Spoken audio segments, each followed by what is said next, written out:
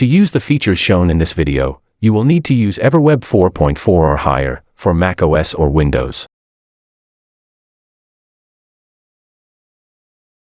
In this video, we will explore EverWeb's margins and padding feature, which is available from the Metrics Inspector. Using margins and padding settings is a great way to improve the formatting of objects on your page. Margins can be applied to any object, whilst padding should be used with objects such as text boxes, containers, shapes, images, and the responsive row widget. A margin is the empty space on one or more external sides of an object. You can, therefore, have a margin on the top, bottom, left, or right side of an object. You can add a margin to any object, for example, a text box, image, shape, media, widget, container, or responsive row widget.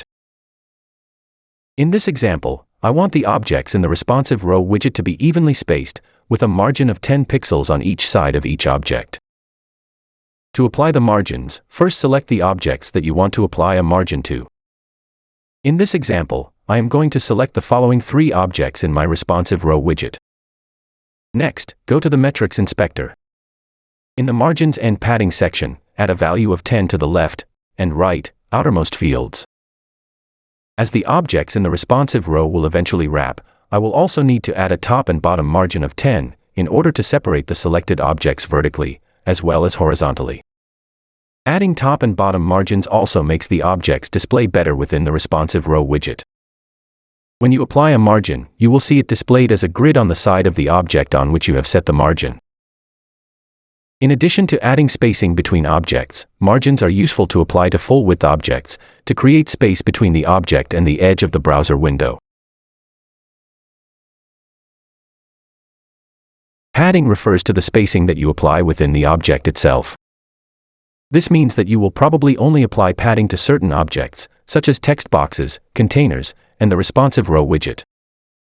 To add padding to an object, simply select the object that you want to apply the margin to, then go to the Metrics Inspector.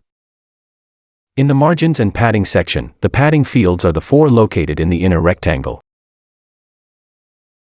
Padding can be applied to any internal side of the object. When you add padding, you will see the padding border displayed inside the object as a dashed line. This is particularly useful when you want to format text within a text box. EverWeb's containers by default have a 20-pixel padding on all sides. Usually you would not apply padding to images or shape objects, but there may be instances where this can be useful. When you want to add text within these objects, padding may be beneficial to format the text properly within the image or shape.